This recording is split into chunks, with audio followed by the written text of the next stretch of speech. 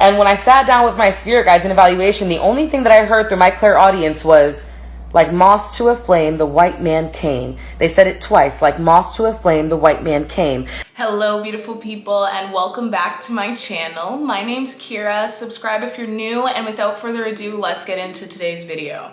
So today I wanted to talk about New Age spirituality through the lens of racism, because as of late, I've been, confronted with all of these New Age people on TikTok and YouTube and whatever.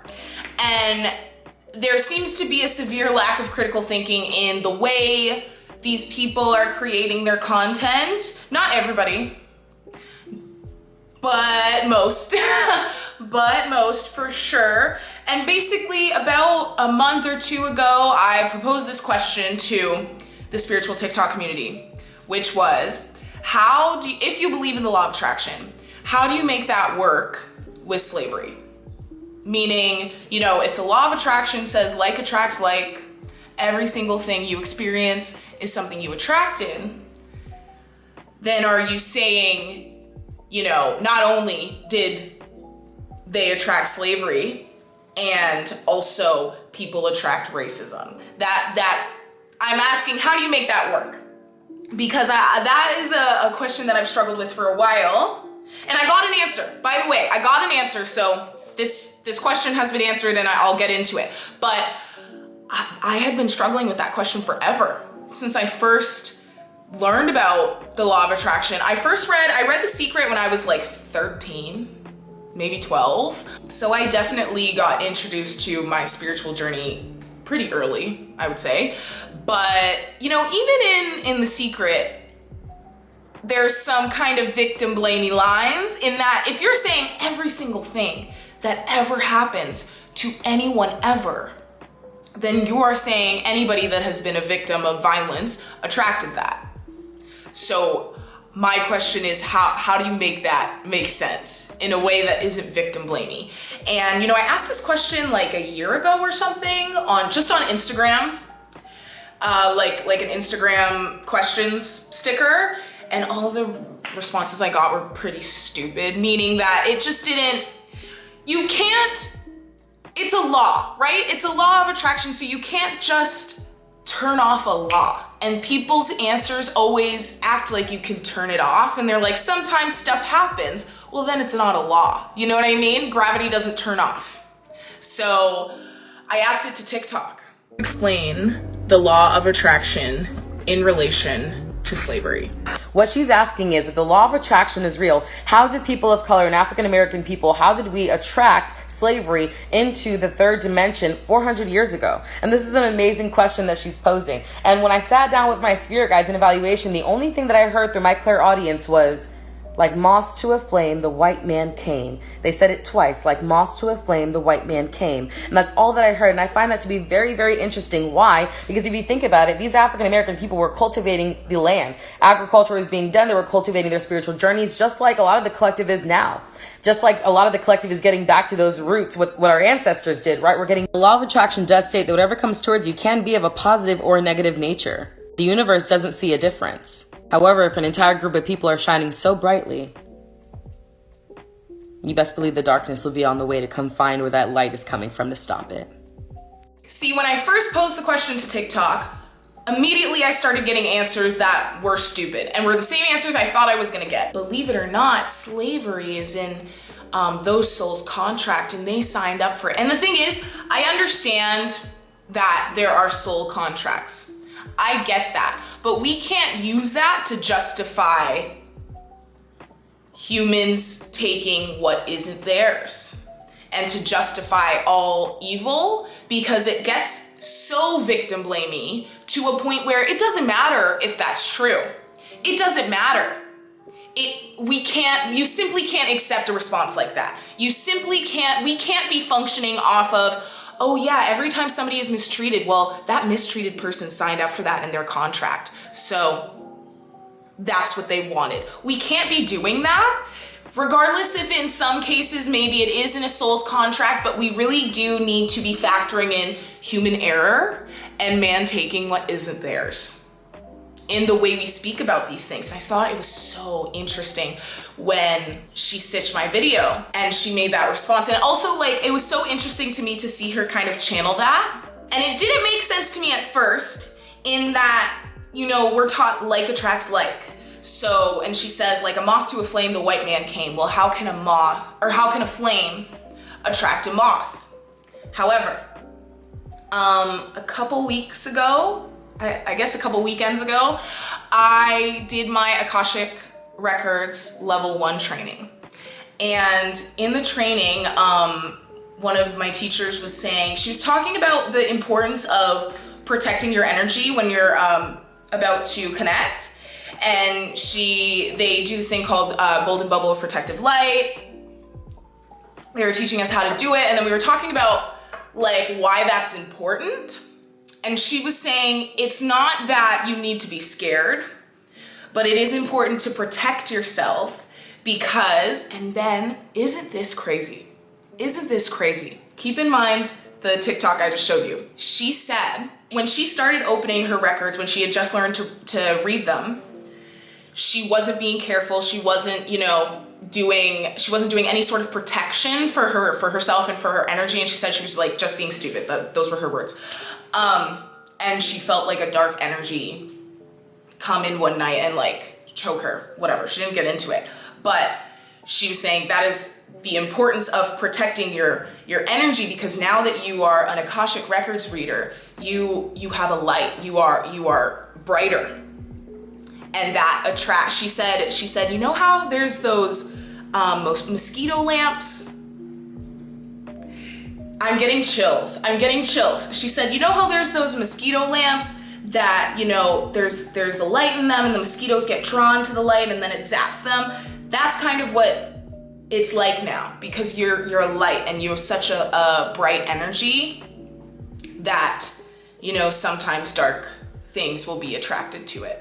And I was like, holy wow. Like, when something just really actually resonates, that was a moment for me. And there is something to that. I also have been thinking a lot about collective consciousness, because this is what I'm saying. There's a lack of critical thinking in the way that information is presented by the New Age community. I think partly because it's a lot of white people who don't always do all the research into what they want to start educating about. They just think it's cool and they want to start educating it. Like, there was this girl talking about astral projection, and when you can just tell somebody did not do their research, and somebody probably doesn't even actually do that thing, they just want to talk about it because it seems cool. There's a lot of that going on right now in the New Age community, and it needs to stop because it's probably getting harmful. A. B, you need to know what you're talking about and really have experienced it and dig deep and do it thoroughly before you start to teach. Because what you think is the concept, your limited understanding of the concept that you have immediately or when you're first introduced to it, does not make you meritable enough to teach it. Because once you start to go deeper, you will understand, oh, what I really thought this was at the beginning of my understanding of it is completely different from what it really is. And a lot of the people who are trying to be spiritual teachers right now do not have that patience to really do years of work in understanding something before they start to teach it. They want a quick turnaround, and I know it's our society today, whatever, instant gratification. People want a quick turnaround of, I read up on astral projection and now I'm going to talk about it on TikTok. Don't do that. Don't do that. But as I was saying, recently I've been thinking about collective consciousness. And I started to think about, if you think of collective consciousness as like a human, because somebody on that video that I posted on TikTok asking that question said, they commented that the universe wants to experience itself and wants to get to know itself. And so in order to do that, sometimes it has to pit itself against itself to create something new or create something better. Some people were also saying the universe always is implementing tiny separations in order for us to all come back together in love. But these comments kind of made me start thinking of the collective consciousness. If you think of it as a person, If you think of all of us as parts of one person with one personality, and you think about, shadow work, the shadow self, things that you hide and you suppress, then doesn't it make sense if some of us are more on,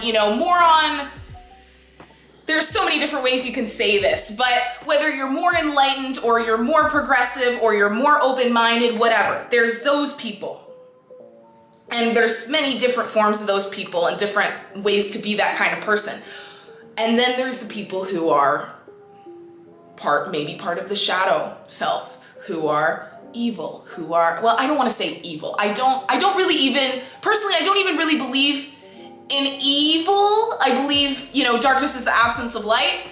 That's my opinion. But if people are, more ignorant and come with more hateful energy, we also have to factor in free will, but I'll get to that.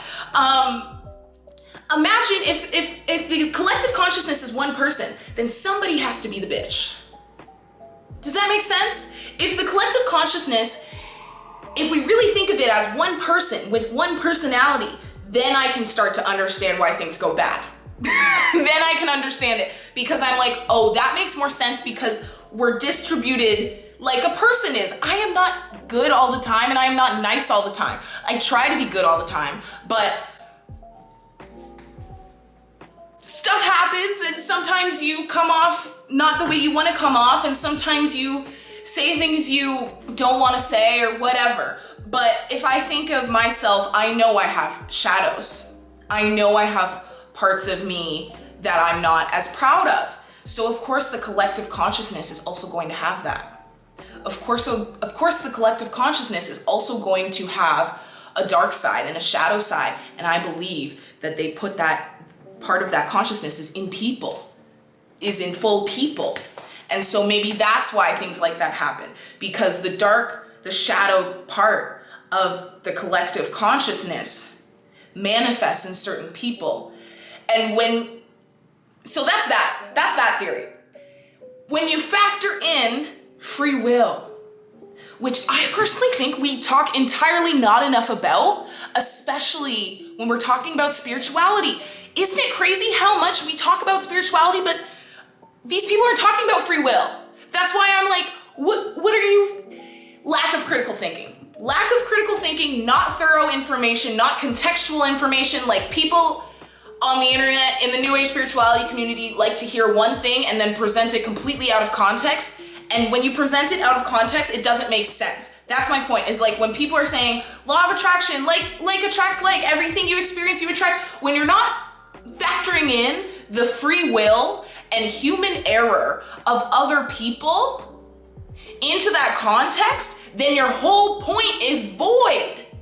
If you're not accurate and you're not being thorough and nuanced, then what you're saying doesn't matter. But if we're talking about free will, once you're born, like, you have the free will to do anything. So why are we not talking about that, and how, like she said, man taking what isn't theirs? That is a free will decision that somebody made. But then we're blaming the slaves for that? That doesn't make sense. You can't blame someone for someone else's free will. Am I wrong? Am I wrong? Or do we just not talk about free will the way it needs to be talked about? How do you, maybe these New Age spiritualists don't know about free will, that free will aspect, because I also have very recently understood how free will operates in this dimension. So we need to factor that in. And we can't just be saying it's very dangerous and it's very victim blaming, in my personal opinion, to be like, every single bad thing you experienced is your fault and you attracted it and it's part of your soul contract. How discouraging is that? That's not I think that's where we start, because this spiritual information is meant to empower. But when you take it out of context and you don't do your research and you don't think critically, then the message becomes discouraging, because you're not saying what you think if you're a white person on the internet and you're not factoring in you know, the power dynamics in this matrix, then when you're talking, you're speaking from your experience, which maybe doesn't involve racism and maybe doesn't involve certain forms of oppression. And you're saying, yeah, when I stub my toe, it's because well, I didn't meditate this morning and I wasn't intending to be in alignment with my bodily harmony or whatever bullshit they want to say. But they're not factoring in, you know, okay, what about if somebody's getting pulled over by the cops because of the color of their skin? They're not thinking that far because they never had to. This is why I really, really want there to be more Black spiritual leaders and, you know, thought leaders, light workers, whatever, especially ones who are on the internet and like accessible to inform people and educate people, because white privilege will ruin anything, is my point. It'll ruin spirituality, it'll ruin anything. So yeah, that's my 2 cents on this topic. I want more Black spiritual leaders and more critical thinking. Please, universe, thank you. Thank you for watching. Thank you so much for being here. I really appreciate it. Don't forget to like and subscribe. Send this video to someone who needs it. Comment a purple heart if you watched till the end of the video. And yeah, thank you so much for being here, and I will see you soon. Bye.